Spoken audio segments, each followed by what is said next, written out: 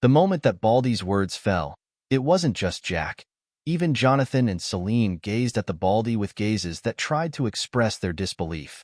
They just couldn't understand what this guy was thinking. At first, Jack had never expected that he would actually be offered $500 million after simply playing the game. One had to know that when Jack came here, he had the intention of actually completing the system's task. So, the moment that he received the system prompt about the completion of the mission, he was already satisfied with it. But all the same, he was here for double benefits. So, when he was told that he would actually receive $500 million, he was satisfied, although he was still not sure why the Baldy here offered such a hefty sum. But when he heard that Jonathan was actually going to receive something after he had worked so hard on the court to barely win the game, he wasn't pleased at all. What's more, a cooperation between the two sides, Jonathan, whose background had billions of dollars, and a Baldy guy who could easily offer $500 million in cash that easily, it wasn't something small. So, the 60% that Jonathan was going to receive was definitely far bigger than the $500 million that Jack was going to receive. This made him slightly displeased. It was also at this point that he realized that Jonathan had actually decided to use this chance to use him to earn more. Although he was displeased, he could simply reciprocate by making use of Jonathan's connections more. But, as the one that had brought all the benefits and was being offered the least share here, he could solve this with the Baldy. But, just before he could say a word, the Baldy actually decided to give Celine 12% shares of the entertainment company known as the Rose. This made Jack stunned. He was now wondering what the heck was going on here. It was understandable that he would receive something because he had worked for it. Jonathan, on the other hand, had also received something because of the agreement with the Baldy. But what was this with Celine? Could this guy be trying to hook up with Celine in front of him? Remembering the time that he saw that the Baldy was actually sneaking glances at Celine and Jonathan, Jack frowned. Even if he had not said that the two of them were in a relationship, it wasn't a good feeling that came when you saw that the girl that you had brought with you being seduced by another man. At least, why don't you ask the relationship between the two of us first and ask for my permission if I can allow you to try your chance? But what's this? You actually dare to try showing off your wealth in front of me and try hooking up with her just like that? Do you think that I, a man, doesn't have my own temper? You must have underestimated me. Jack roared in his heart as his eyes turned cold. At least, he could have been lenient if this guy was actually someone that was at their age group. But this guy was already a few age groups ahead of them, and he was trying to be a cow that actually wanted to eat the young grass? And wasn't this embarrassing him? He received only $500 million after working hard. On the other hand, the Baldy was actually trying to hook up with Celine by offering 12% shares of the Rose Entertainment Company. Wasn't this the same as the situation where a guy is given $100 and his girl is taken away in a Bugatti? In other words, it was like this guy was stating that your love for this girl can be broken by $100. But the girl herself is worth several millions of dollars. Since you are poor and don't know the true value of the girl, let me take care of her for you. Baldy didn't know what was going on anymore. He could feel that a cold gaze had landed on him. And at that moment, he froze in place as he felt that he was being stared at by a predator, and there was nothing that he could do to escape. Celine and Jonathan, too, had not expected that the Baldy would be so decisive when it came to the issue concerning trying to make sure that the two of them didn't tell Jack that he had been having an idea about Celine. All the same, Celine wasn't going to tell Jack about this. The reason being that she didn't want to cause Jack any problems. She knew that the Baldy had to be someone with a good amount of influence in the capital, just from the fact that they were actually talking about deals worth billions of dollars. Now, this guy was trying to make up for his mistake by offering her 12% shares of the Rose Entertainment Company.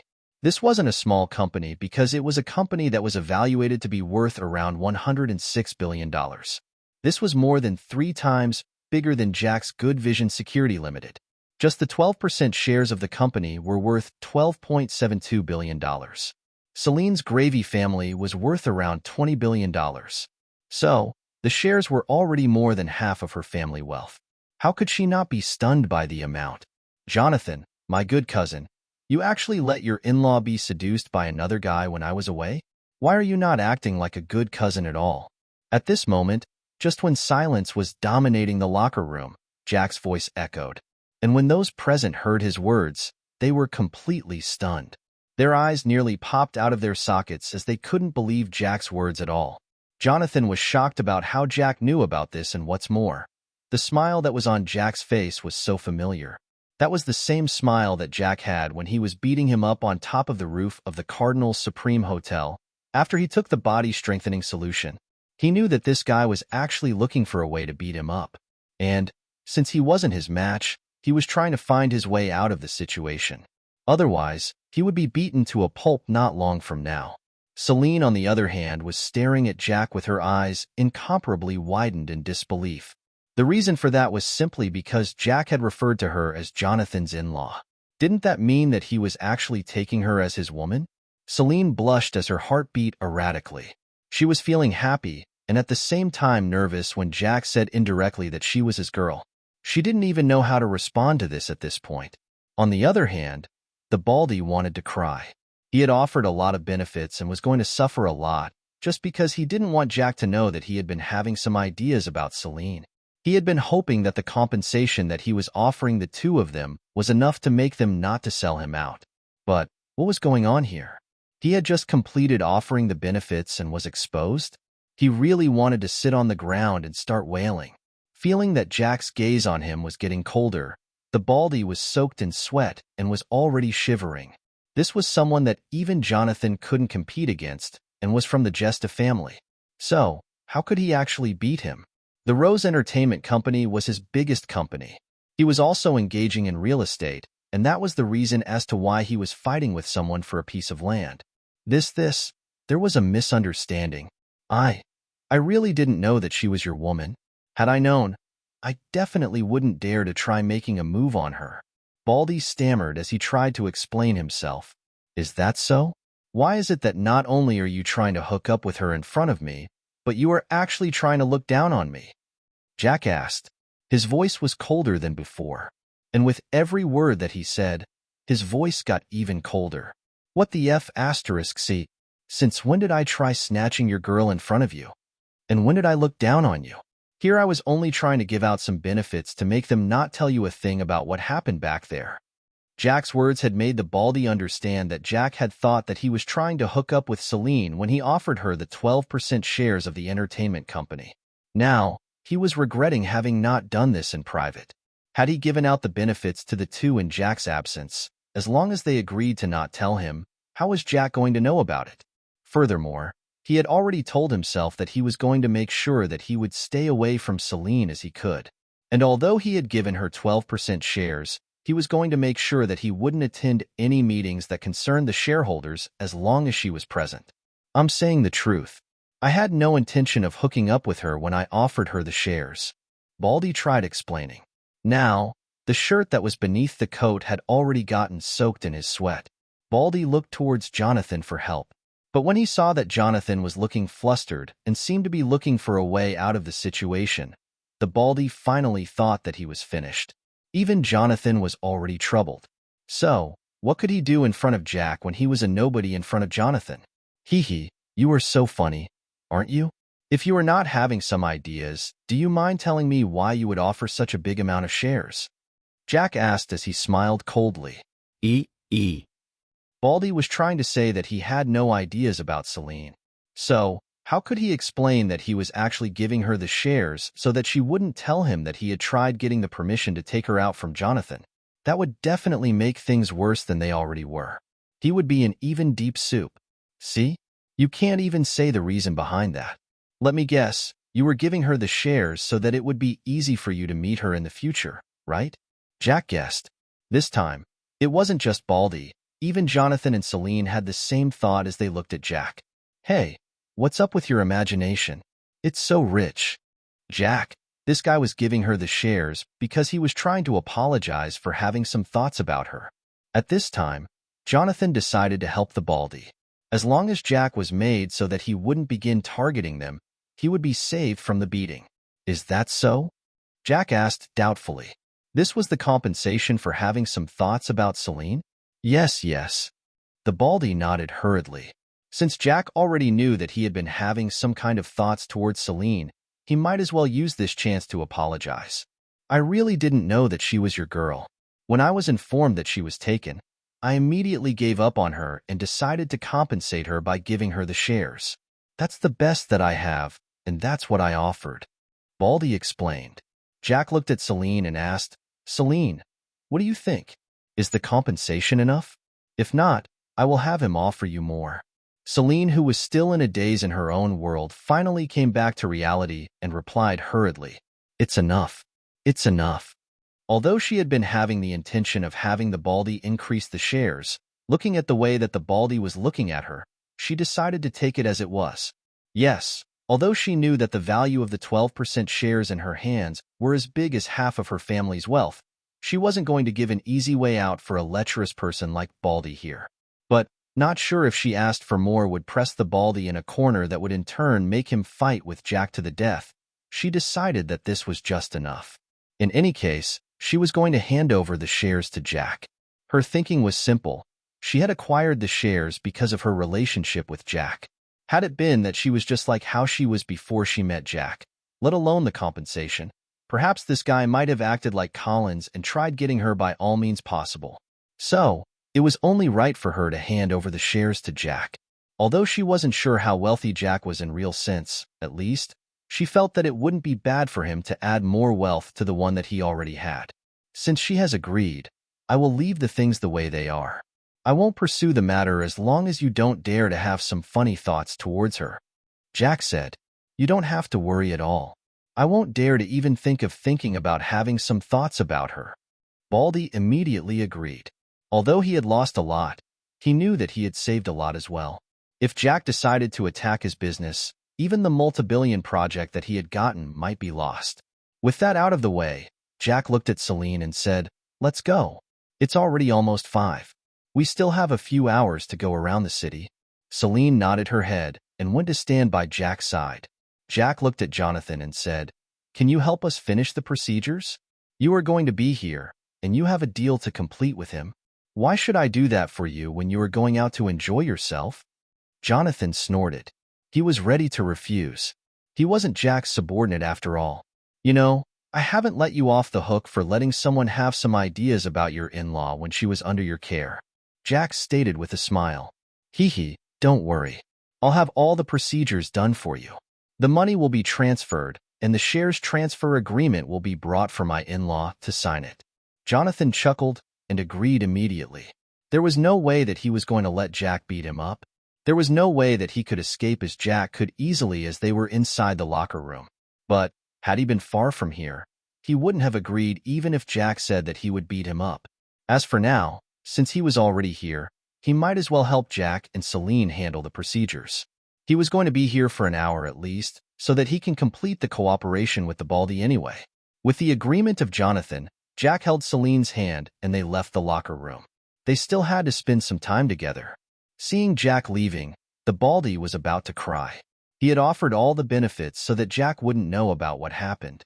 In the end, Jack still knew about it, and he couldn't take back the benefits that he had offered. The benefits had just changed the reason of being given out, from simply to gag the information, to compensation for his acts. What could he do? After they got to the parking lot, Jack noticed that Celine was looking at him with a peculiar gaze. Jack could already tell the reason as to why she was looking at him in such a manner. So, he turned to look at her and asked, What? You don't want to be my girl?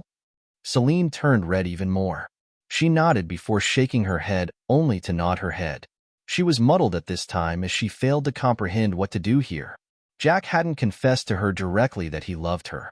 Instead, he simply asked if she wanted to be his girl. So, she wasn't sure if it was true that he wanted to be her man or if he was just messing around with her. She wasn't sure on what to reply to this. She could nod because it was true that she wanted to have him as her man. But that wasn't a true answer to Jack's question, as that would mean that she wasn't agreeing to Jack's proposal. As for shaking her head, she was confirming with him that she agreed. It was only a moment later that she thought that he might misunderstand her, so she nodded. Looking at the girl who wasn't sure about how to reply, Jack smiled and pinched her cheeks. Look at you. You don't even know what to decide on? Well, I'll decide it for you. From today onwards, you are my girl, Jack declared. Ah, what are you doing? Celine cried out in surprise at Jack's actions.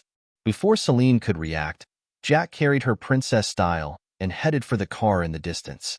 Since the arena was booked by the two factions for the match, there were not many cars in the parking lot due to the fact that there were only a few people that came here on this day.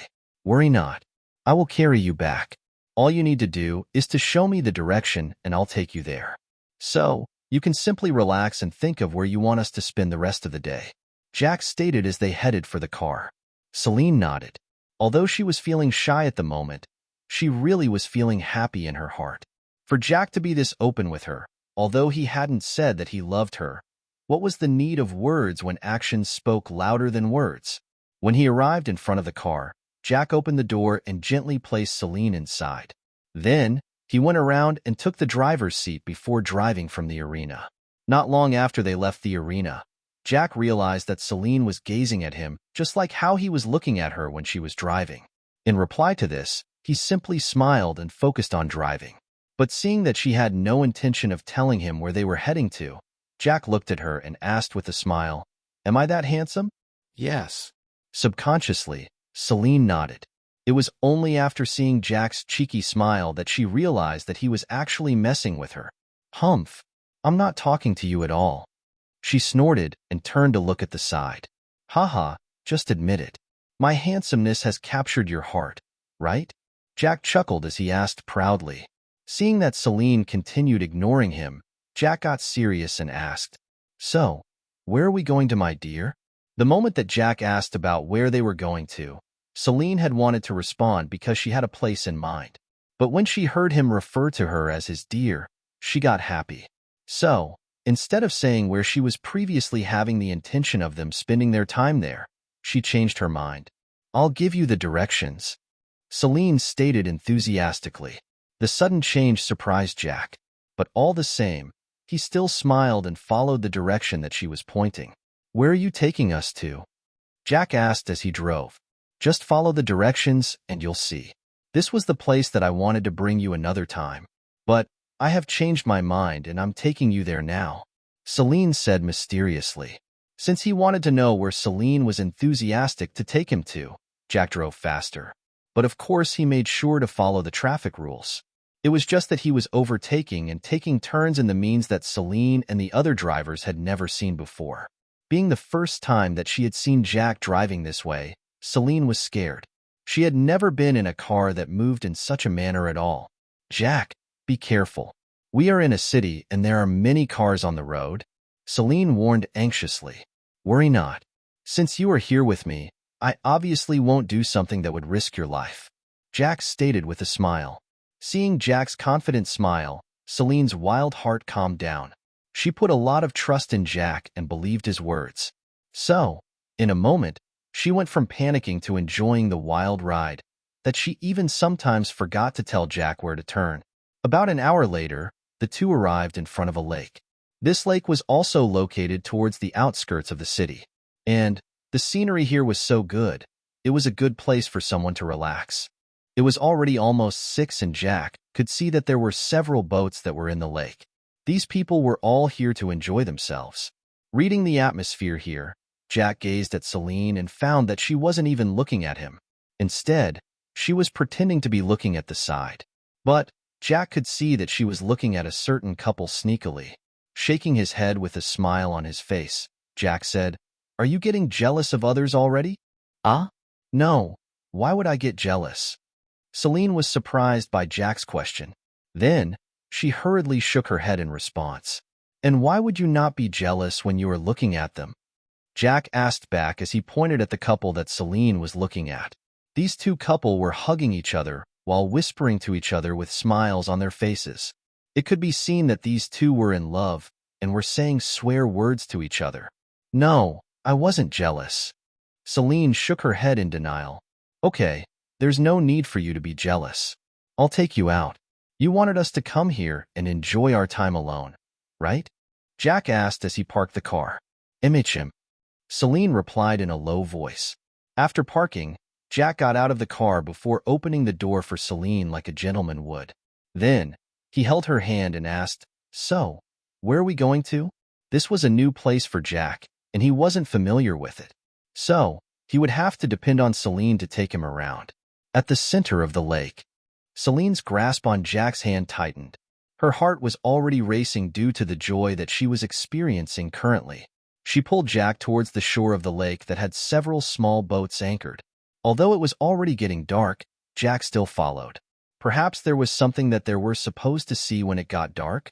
When they reached at the place where the boats were, they took one of them. The boat that they took was the one that could accommodate 3 people. Jack immediately took the single-bladed paddle and began propelling the boat towards the center of the lake.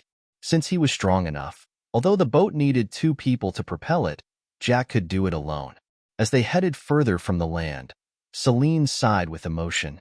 She was always dreaming of this since the day that she had acknowledged in her heart that she loved Jack.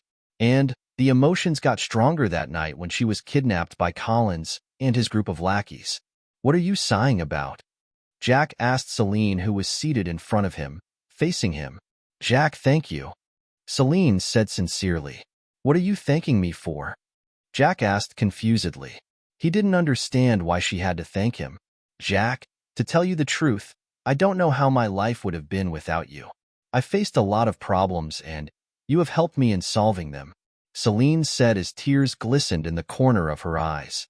"When the company that I started for my friend Huzda faced some goons, you came and resolved it. Then, I was lucky enough that when I was kidnapped, you were there with me. In the end, you saved me again. When we were in Volant City, Collins and his lackeys kidnapped me. Had it not been for you asking Denali to keep an eye on me, I wouldn't have been the way that I am," Celine continued. "And all this while, I have never given or done anything for you to show my appreciation. So, Jack, although it's true that I had received it because of you, I would like you to receive the shares that I was given by the Baldy," Celine said. Seeing that the tears were threatening to fall from Celine's eyes, Jack frowned. He saw that they were already a distance from the shore. So, he put down the paddle and closed in on Celine. He held her cheeks and gently wiped away the tears that were threatening to fall. He looked at her in the green eyes and said, "You know, there's no need for all that. I did all that because I was there and I could. So, there's no need for you to give me something in return other than being my girl.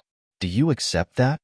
Looking at the way that Jack was looking at her, plus reading the emotions that could be seen in his eyes, Celine was touched. She fell into Jack's embrace and hugged him tightly. Jack's hands wrapped around her petite body as he began stroking her hair. Celine continued staying in his embrace for over 5 minutes and responded to Jack's request. "Jack, I accept being your girl." Jack smiled. Although he had initially planned to open the envelope first, he had changed his mind. Once he got back, he would open it. Since he always went around with it, he had left it in the Cardinal Supreme Hotel. He can open it tonight once he got back. So, even if his mother had some kind of ideas about something, he could as well wait for it after opening it. As for whether he would change his mind after reading the contents, that would depend on what the information there stated. All right, let's not affect the reason as to why we are out today. Aren't we out to enjoy ourselves? So, let's go towards the center of the lake, Jack stated. Celine nodded before getting out of his embrace. Then, she watched as Jack began paddling the boat as they headed towards the center of the lake where there was a restaurant. The lake itself wasn't that big, so it was easy for Jack and others that used this kind of boat to get there. As for those that couldn't paddle the boat, they used the motorboats that had someone who was in charge of getting them there.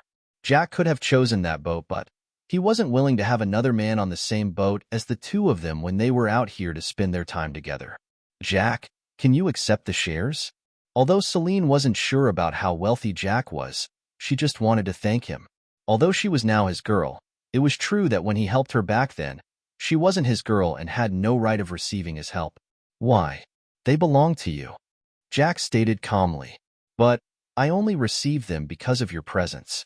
Had you not been there, not to mention the shares, I might as well have been taken advantage of," Celine said. "You wouldn't have experienced that if I wasn't there. After all, without me there, why would you go there? Furthermore, that's the compensation that you received. This was something that you deserved. And had you said that it wasn't enough, I would have made him pay more," Jack said.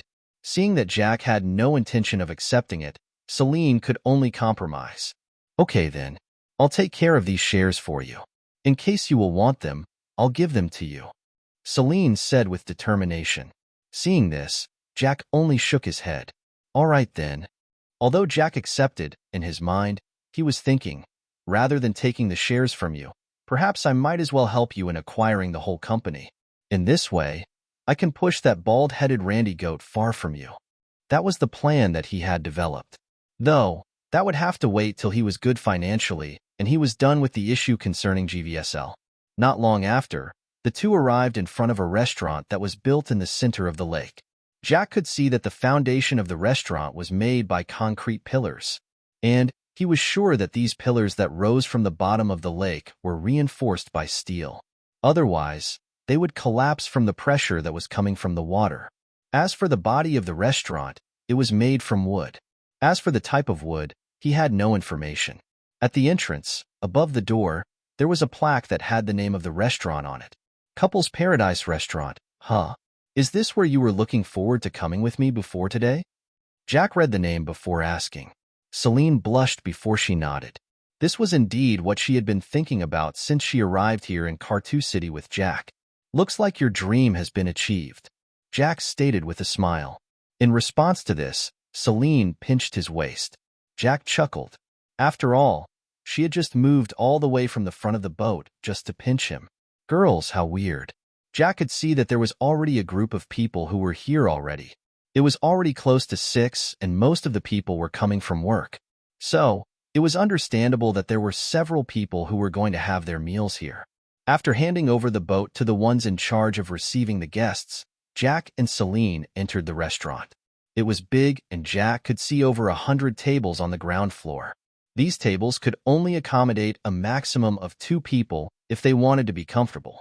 There were 4 floors here, and Jack and Celine went to the topmost floor where there were private rooms. "So, what are we eating today?"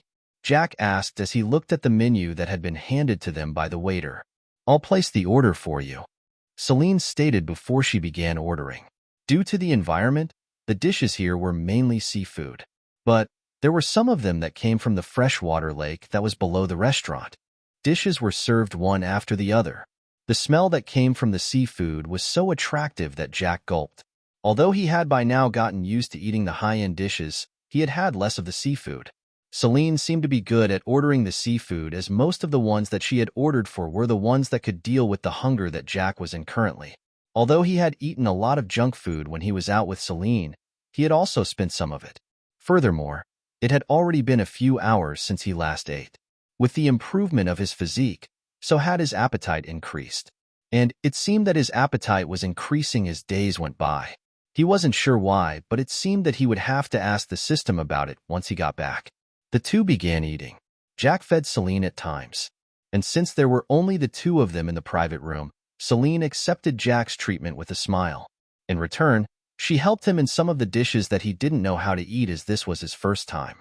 She had been with Jack for over a week back in Inchoate City, and she knew about his appetite. So, she had made sure to order a lot of food for him. As they ate, they looked out the window. Since it was still summer, night always set in a little late. Though, the sun had already set, and the darkness had already began covering the sky. It was also at this point that Jack realized why Celine had brought him here.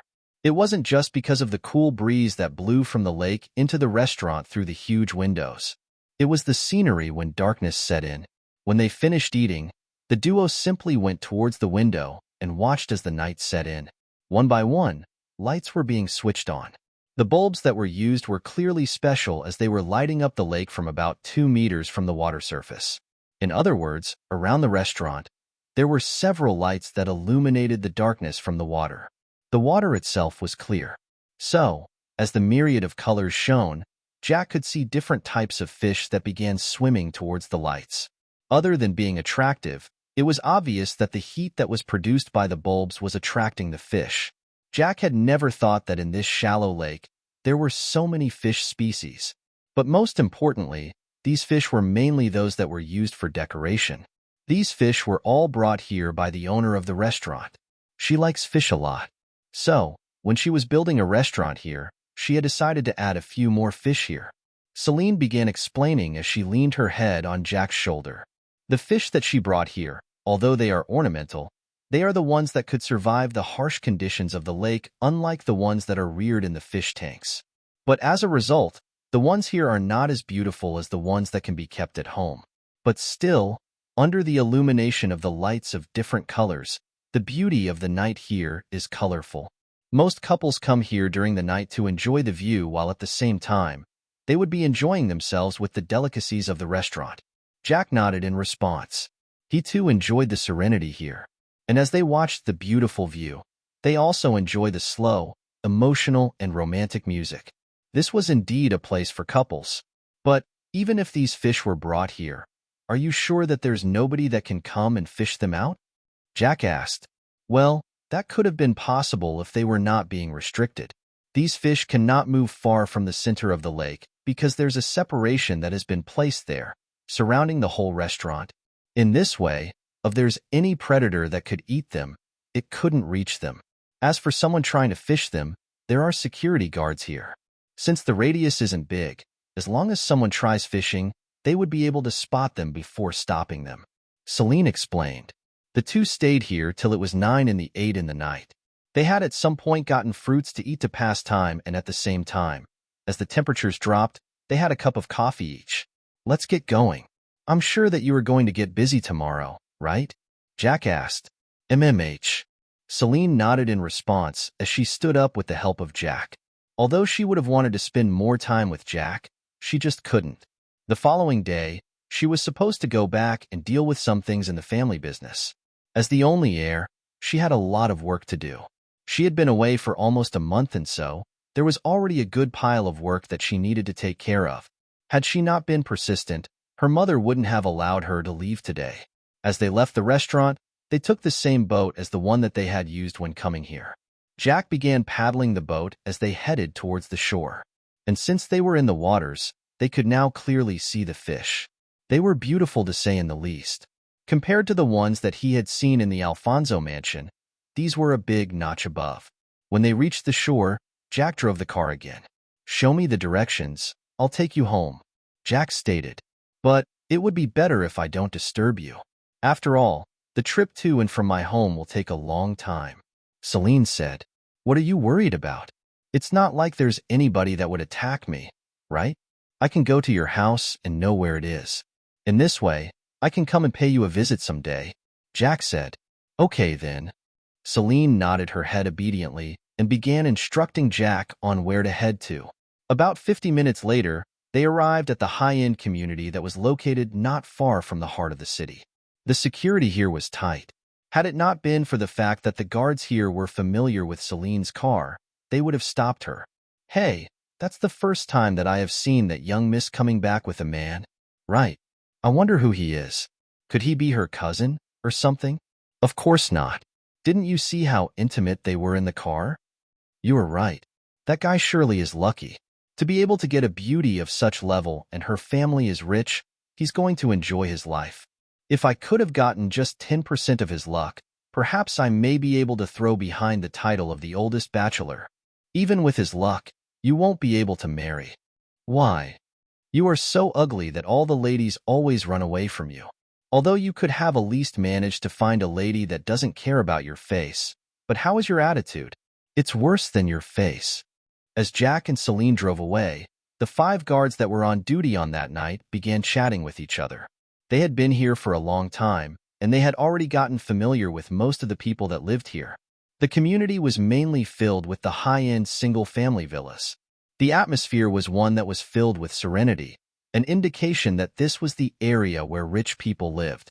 Jack could see that each of the villas here had their own courtyards. But when compared to the big 5 villas of his Serenity residential area, these single-family villas couldn't hold ground at all. From time to time, they met with some sports cars that were being driven by the young masters that were heading out to play or were just coming back. After heading a little deep, they arrived in front of a white villa. This villa had the same design just like the others. But there were differences in terms of the courtyard arrangement, the color, and the cars that could be found in the parking lot. In front of this family villa, Jack could see 3 cars parked there. The cars themselves were not sports cars, but just normal cars that the rich could use as they were good in terms of comfort. There was a Mercedes Maybach S-Class, a Range Rover SV Caramel, and a Rolls-Royce Cullinan. All of these could accommodate the whole family of 3. After getting here, Jack parked the car next to the others in the parking lot. Just as he was about to get out of the car, Celine embraced him. This surprised Jack as he wasn't expecting that she would react in this way. And he didn't even know to what she was reacting this way to. Just then, Celine's voice reached his ears. "Jack, thanks for the day. I can say, this should be my best day ever since I turned 15. Worry not. If you have time, I'll accompany you." Jack promised. He knew that Celine was busy, and he wasn't the type of man that would ask his girl not to work simply because he thought that he was rich enough to take care of her. She too had her life to live. So, he was going to let her enjoy her freedom. After a while, Celine got out of his embrace before opening the door. Jack followed. He wanted to take a taxi back to the hotel. "Jack, why don't you come in? I'm sure that my parents are home. It won't be bad for you to know them, right?" Celine suggested. Jack thought about it for a moment before he rejected. "Although I'm already here, I don't think that this is the appropriate time for a visit. It's already 9, close to 10, Jack said. This wasn't the only reason as to why Jack rejected this. The other one was that he wanted to open the envelope first. Otherwise, he didn't know what would happen in case there was something that wasn't in his favor written in the envelope. Celine thought that what Jack said made sense. So, she didn't try to pressure him. Furthermore, they had just gotten together today. There was still a lot of time for the introduction. "Okay then, good night," Celine stated as she looked at Jack. "Good night. Dream more about me," Jack stated jokingly. "Get lost." Celine snorted as she waved him off. Jack shook his head and began walking away. He had just taken a few steps when she heard Celine's voice coming from behind. "Hey Jack, what are you doing? Don't tell me that you are going back like that?" Celine asked.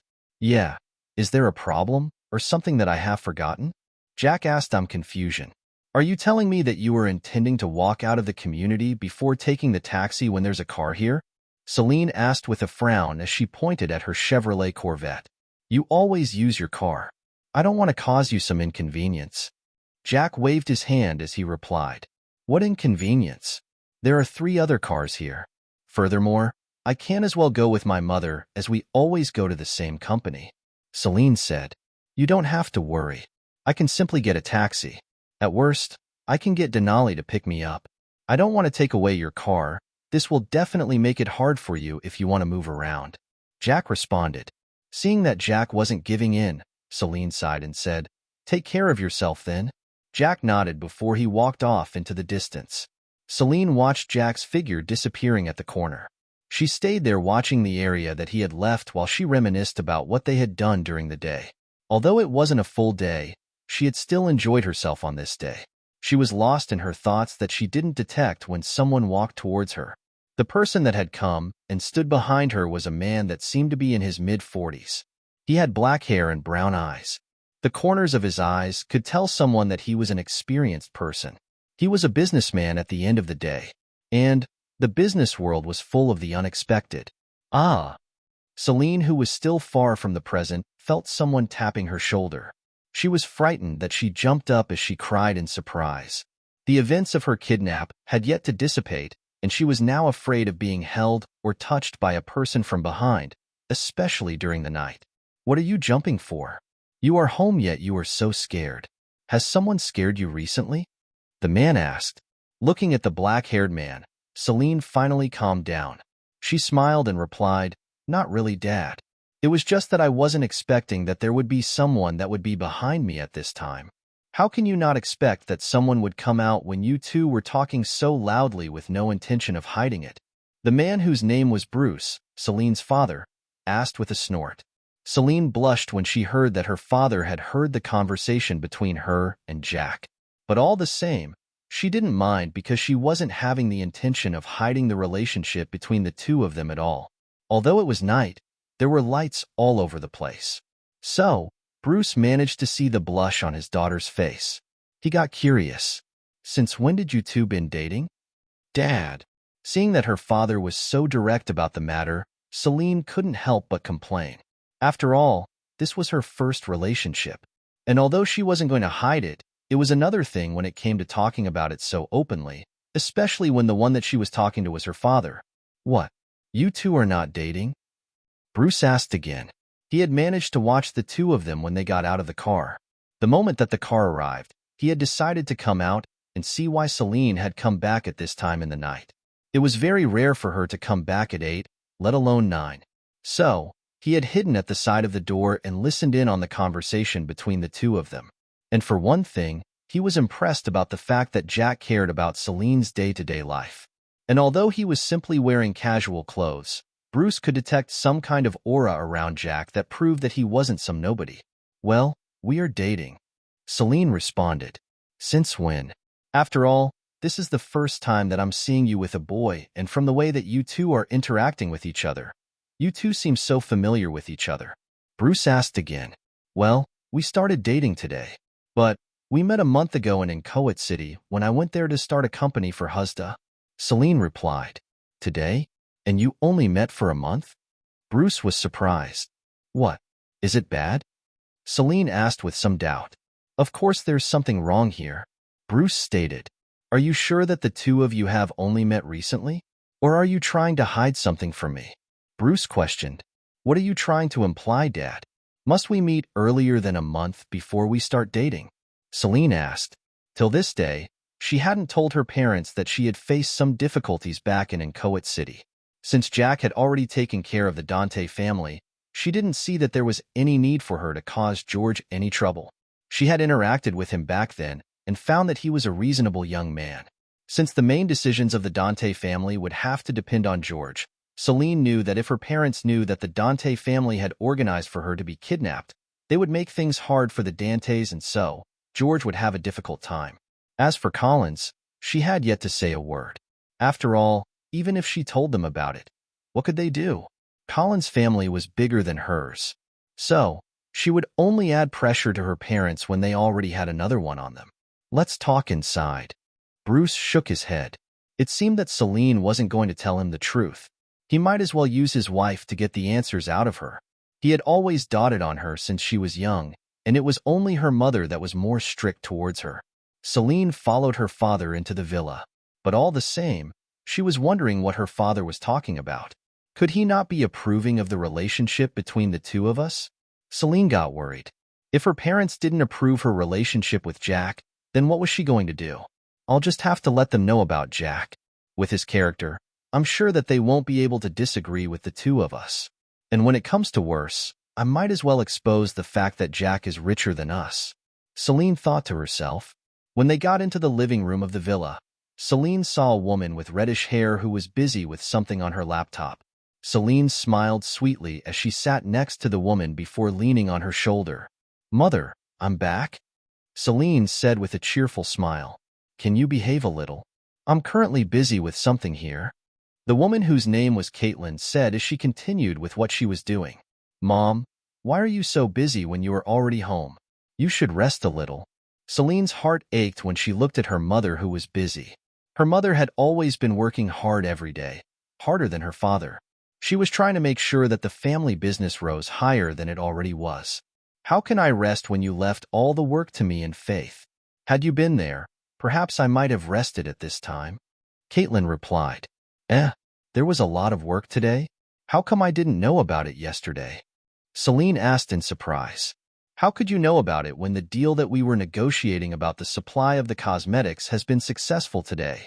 We are still dealing with the contracts, the supply channels, and so on. The workload has increased. Caitlin replied. It was successful? Hee. I knew that Mom would be able to acquire the deal. Celine said proudly. Of course I would. But we had to reduce the profits that we are going to receive. But in any case, this deal will bring us more benefits in the near future. Caitlin replied. Hey, why don't you ask about our daughter's achievement today? Bruce spoke from across the living room. He too had taken a few documents and he was going through them. Achievement? What achievement? For the first time, Caitlin took her eyes from the screen of the laptop and looked at her husband before gazing at Celine. Dad. Celine threw her father a grieving glance. She now understood why her father had asked her to come so that they could talk inside. It turned out that he wanted to use her mother to get to know more about the relationship with Jack. Although she wasn't happy, she still wasn't afraid of letting her mother know. Although her mother was strict with her, She also loved her very much. Our daughter has a boyfriend, Bruce stated. At the same time, he made sure to not look at Celine. A boyfriend? What kind of boyfriend again? Caitlin frowned as she asked.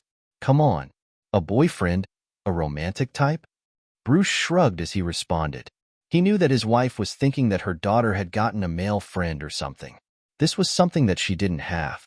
Celine, how long have the two of you been dating, and when did you meet? Caitlin asked urgently. Not understanding why her mother was behaving like that, Celine still replied. We met last month in Inchoate City, and we began dating today. Phew, that's good. Caitlin heaved a sigh of relief. What's good, Mom? Are you agreeing to the relationship between the two of us? Celine asked as her eyes shone. No, it's good that you only recently met because I'm not agreeing to that relationship of yours. Just a month. I'm sure that love hasn't developed between the two of you yet. Caitlin replied. Bruce raised his brows as he looked at his wife. Before he could speak, Celine spoke first. What? Mom, what are you talking about? She was so shocked that her mother would actually be the first person to not agree to the relationship that she had just started with Jack. What was even more disturbing to her was the fact that her mother had actually disagreed before she could even see Jack. I said that I'm not going to agree to the relationship between the two of you. It's not that I don't care about your feelings, but you just can't be with that boy at all. Caitlin replied seriously. You haven't seen the boy, and neither do you know about him. So, why don't you tell us why you don't want the two of them together? Bruce asked. As I have said, it's not that I don't care about her, but I have my own reasons as to why I can't agree to this. So, you'll have to bear with me. Caitlin replied. But Mom, I can't agree to this. Celine shouted. She had great feelings for Jack, and although it was true that they had only recently met, the feelings that were in her heart could be compared to those that had been nurtured for years. Even if you don't agree, you'll still have to stop seeing him the same way. Even if you can continue as friends, I don't mind. But there will be nothing more than just that. Caitlin replied. Humph. Celine harumphed before running upstairs, tears welling up in her eyes. It was obvious that she couldn't agree to this. She had just gotten together with Jack and hadn't even enjoyed her love yet. But now, her mother was actually telling her that she had to give up on this love of hers. Seeing Celine leaving, Bruce shook his head and looked at Caitlin, waiting for her explanation. Seeing that her husband was looking at her, Caitlin sighed and spoke. This is the only way. You should know that there are things that I have yet to tell her, and neither have I told you because I promised to keep it a secret. In real sense, this is for the best. I'm sure that the relationship that she's currently in won't be good for her once the truth is revealed. So, you will have to wait till she turns 20. A month after that, I will tell her what to do. Caitlin explained. Bruce's brows furrowed deeply when he heard his wife's words. He could tell that there was a big mystery behind her words. But since she hadn't told him about it, he knew that even if he asked, she wouldn't tell him. Okay then, I trust you this time. Bruce nodded. Then as if thinking about something, he asked, what about that young man called Arthur? Could all this be related to him? Arthur is a different case that is quite tricky for us to resolve. But in any case, these two are completely different things. Caitlin shook her head as she replied. I hope that he won't go far in case he sees that Celine is together with that young man. Bruce stated before turning his attention back to the documents. Yeah, you should have seen him. How's the boy that has attracted Celine's attention? Caitlin asked curiously. He's good from the way that I see him. And I can tell that he's not a simple young man if he can get Celine to actually be with him. Bruce replied. Huh. Caitlin nodded before shifting her attention back to the laptop and continued doing what she was doing before. Although she was curious about Jack, she wasn't interested in knowing him if there was no chance. Jack, who was on his way out of the community, had no information that, on the same day that he had decided to be with Celine, his supposed mother-in-law-to-be had actually disapproved of the relationship between him and Celine. But if he knew, and if he found that his mother actually had said nothing about him being with any girl, then Jack could as well make his mother-in-law to approve the relationship between the two of them. Some secrets that would need time? Well, you can continue waiting while the two of us continue loving each other. That was something that Jack would have thought about. As long as Celine decided, then not even her mother would make him give up on her. As he took calm steps towards the entrance, he hummed tunes of some of his favorite songs. Since the community was big and Celine's family villa was quite in, it would need around 30 minutes for Jack to reach the entrance. As he was walking, he suddenly saw that there was a car that seemed to be out of control. Jack frowned and moved further to the side. But the car kept on following him. No matter how he tried getting out of the way, the car followed wherever he went. It seemed that the owner of the car only wanted to hit him or something. Since the speed of the car wasn't slow, Jack wasn't given the option to try dodging several times. So, when the car got closer to him and was about to knock him, Jack used his incredible reaction speed to move away before allowing the car to get past him. Looking at the somehow familiar Ford GT, Jack frowned. This car seemed familiar to the one that he had met when he first came to Cartoon City. It hadn't gotten far when it stopped. Then, the door of the car opened. A familiar figure staggered out of the car. It was obvious that this guy wasn't sober, but he had somehow managed to come to this area without getting involved in an accident. "You idiot! Don't you have eyes to see where you are going to?" the guy asked. Jack now remembered who this guy was.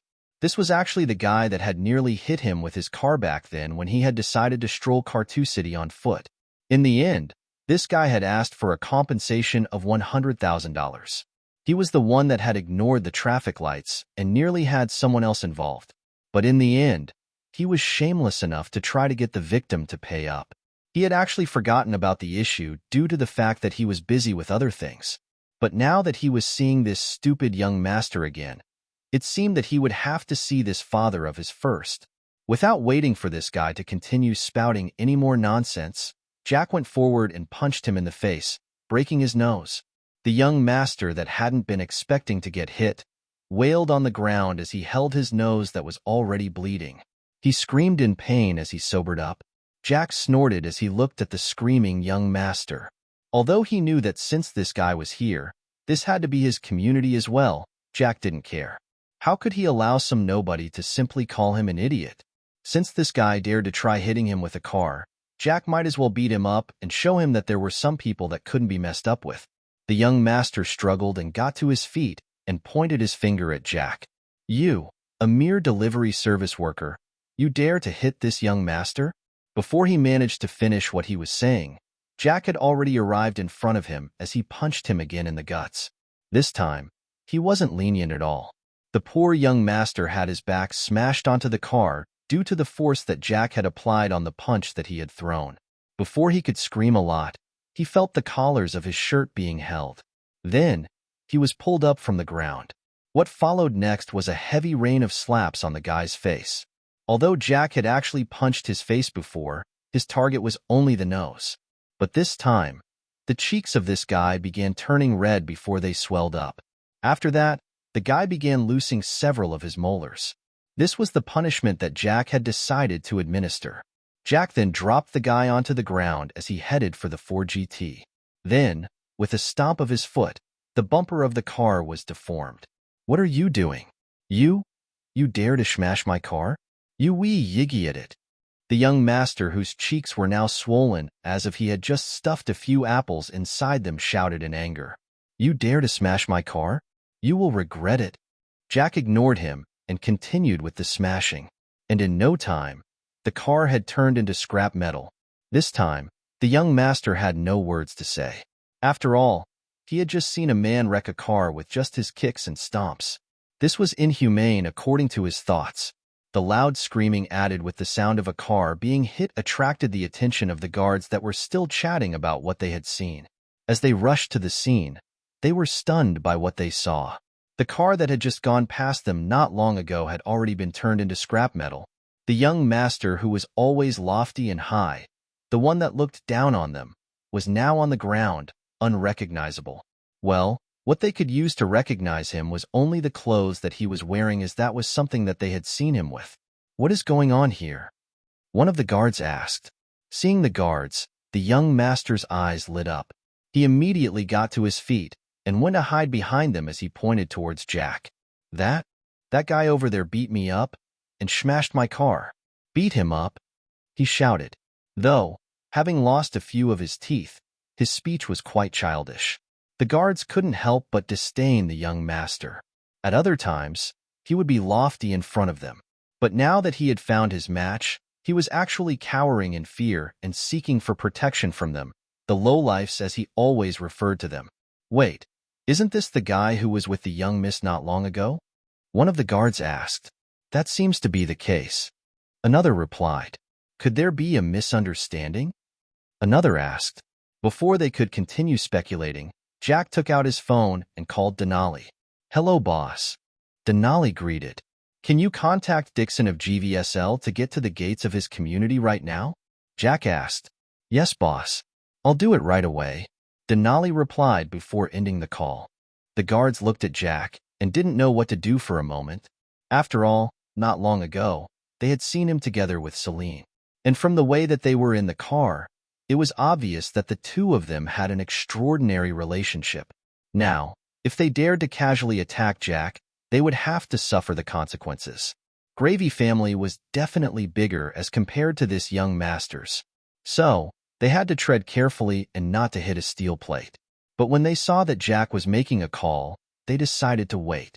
Perhaps things would resolve themselves? What are you guys waiting for? Beat him up.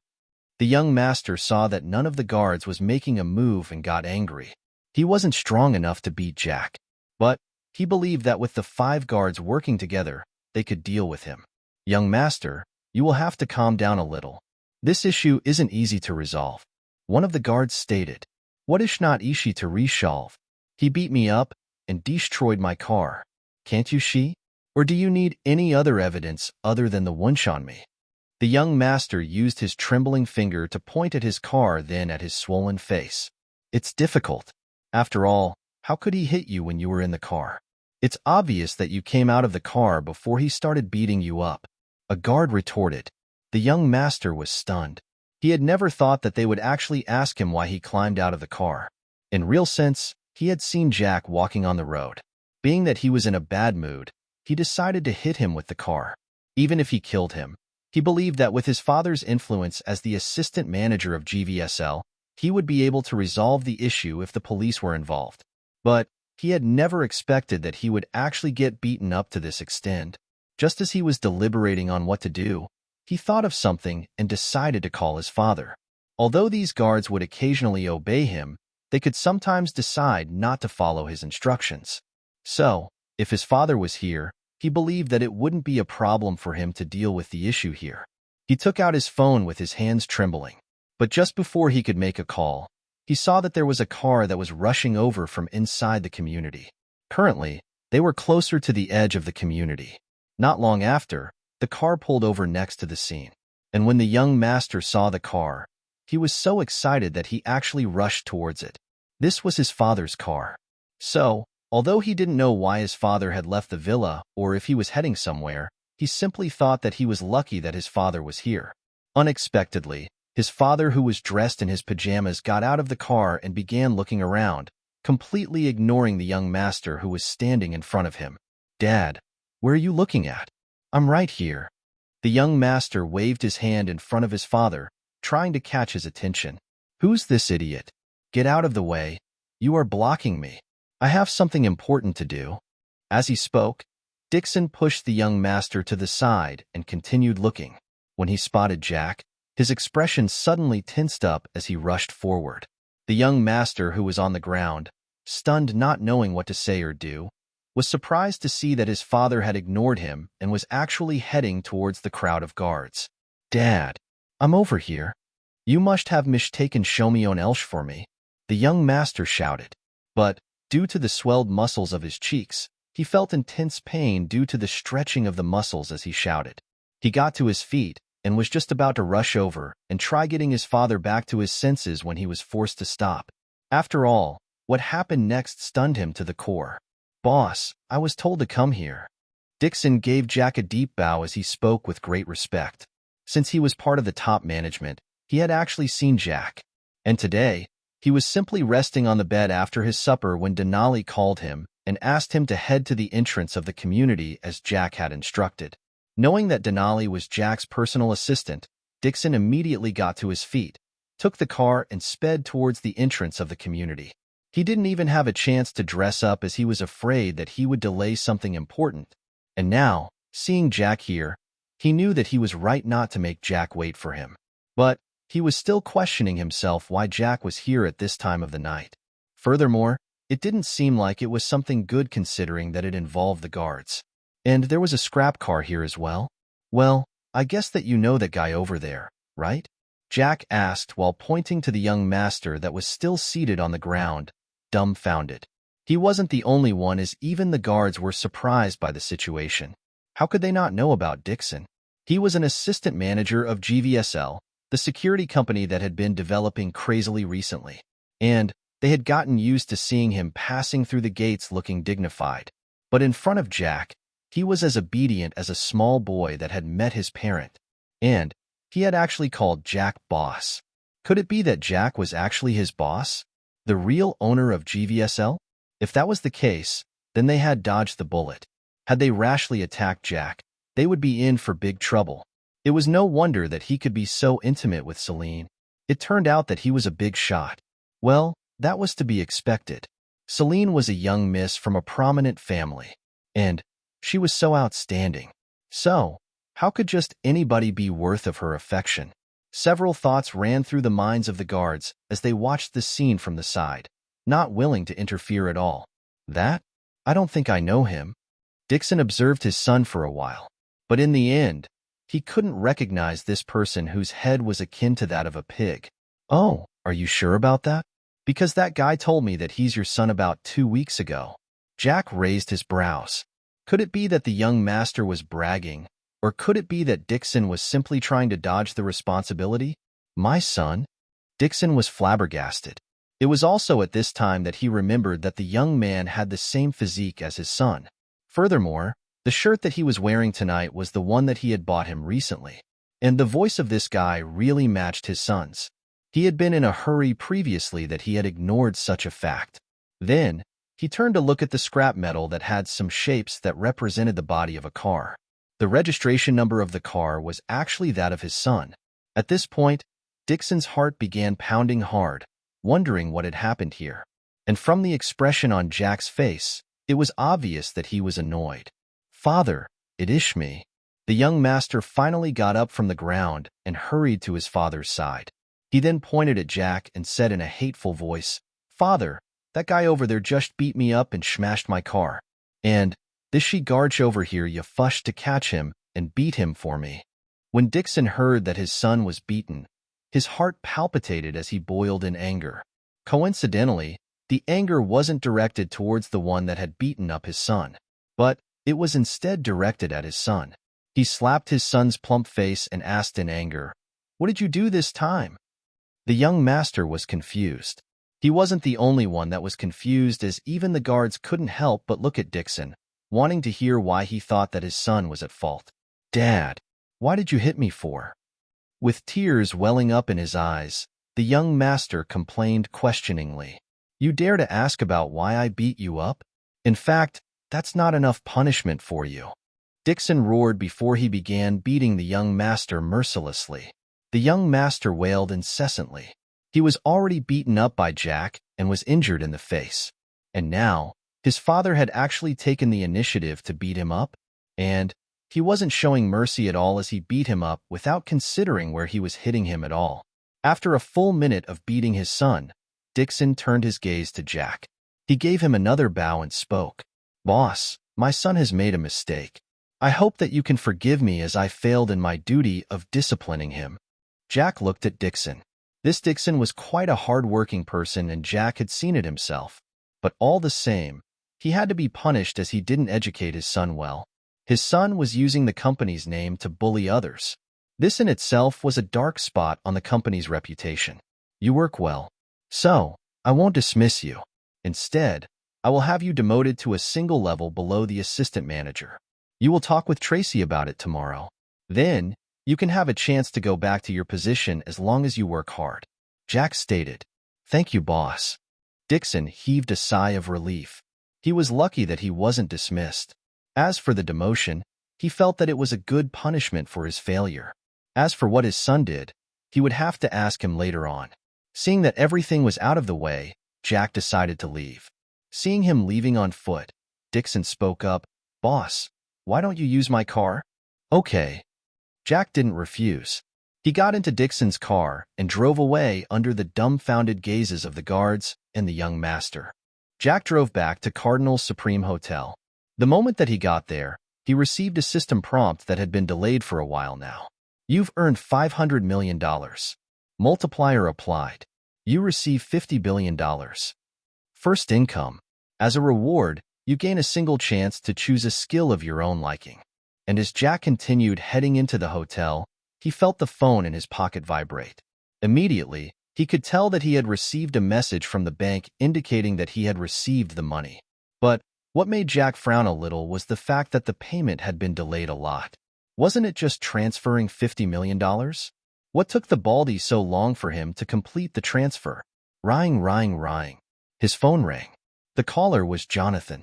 "Hey, what's up?" Jack received the call and asked casually, "What do you mean by what's up? Aren't you supposed to be thanking me for helping you make sure that you received your money?" Jonathan asked in a displeased tone. "You delayed for a few hours. So, there's no way that I'm going to say thank you for that."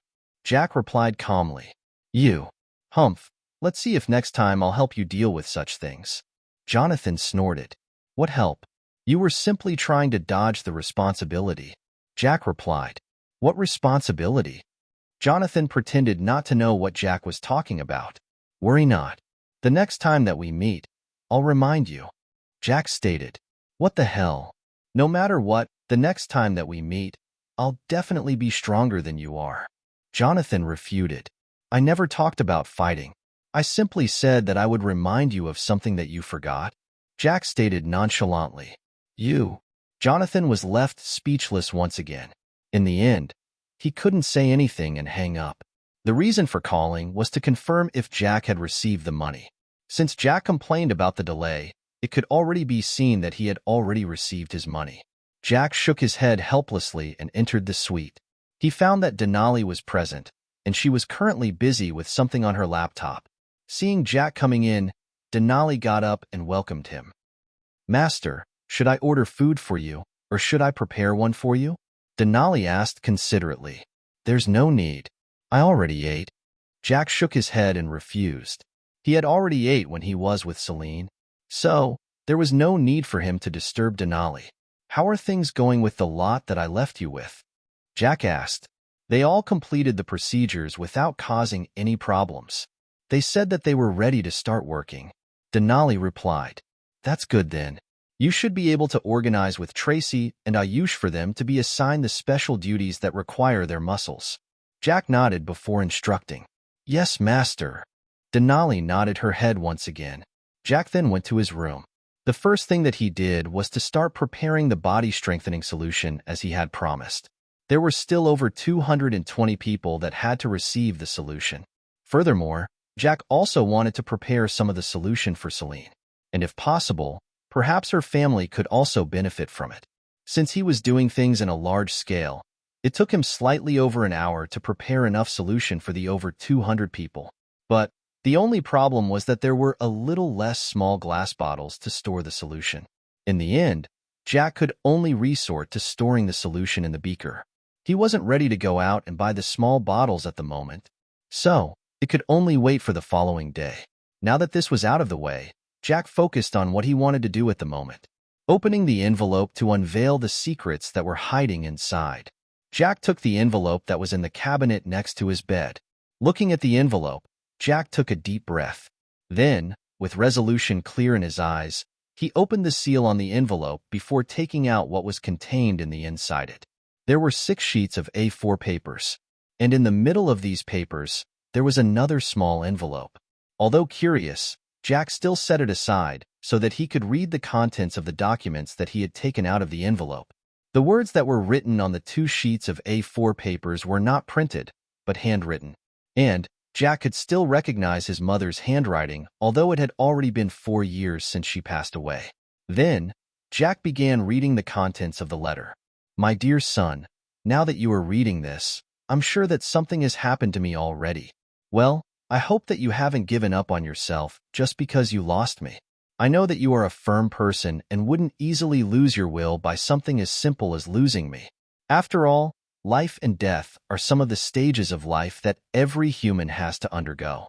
All the same, I simply hope that you are doing fine. And, since you have opened the envelope, it's obvious that you are planning to have someone else in your life. If you are in the Alfonso family, I can tell that things aren't going too well for you. And if I can say something that I would like to say to you when I was alive, that would be that it's better for you to develop outside Alfonso family. Although it's true that they are providing your basic needs, it's not worth it your future. And as your mother, I definitely can't allow your future to be ruined. And if you have already left, I believe that your life is not easy if you have nobody to support you. In any case, I left something for you in the small envelope in between the two letters. I hope that this can help you build a foundation for yourself. Now, to another thing that I should talk about. I know that you might be curious about my origin. After all, during all these years, you only knew a single name of mine, but you never knew about my surname. So, let me reveal to you some of the truth that I have been hiding from you all these years. My full names are Ingesta. I'm part of the Gesta family, one of the reclusive families that are found in the capital of Azima, Kartu City. It's rich and has a net worth of hundreds of billions. I'm the daughter of the second son of the head of the Gesta family. My father wasn't lucky enough to inherit the seat of the family head and could only be second to my first uncle, who took after my grandfather. In my father's line, there are 4 of us. We have 2 older brothers. As for me, I have a twin sister who's called Anita. The letter went on to introduce the Gesta family. And just like Jonathan had told him, Jack found that the information was the same. In fact, the contents here were deeper than what Jonathan had told him. I met your father Dalton back when I was in university. He had come to visit our university with his classmates for a project, and he was in his senior year while I was a sophomore. We interacted, and after some time, we fell in love and planned to be together. He promised to marry me in the future. After he graduated, he disappeared for a year and only appeared when I was in my final year. He told me that he had been busy with the family matters, and that was the reason as to why he couldn't pay me a visit. Although I was curious about what it was that had held him, I didn't ask as he didn't seem like he was going to tell me. We continued dating, and after I graduated, he told me that he was ready to marry me. By this time, he already knew about my background, as it was no secret in school that I was from a prominent background. I had once told him that it would be hard for him to be accepted by my family because of his background. But he was too determined that he ignored the fact that in front of the Gesta family, even if he was determined to marry me, he wouldn't be able to survive as long as they decided to eliminate him. After I graduated, when I went back home, one of my uncle and my brother cooperated to find a way to marry me off to someone else. My sister Anita had already found herself a man that was from a good background, and he was accepted into the family. But for me, things were different. They wouldn't accept Dalton because of his background, and neither would I agree to marry the person that they had organized for me. In the end, the only solution I could come up with was to run away from home and live with Dalton. I made sure to hide my tracks with the help of my sister Anita.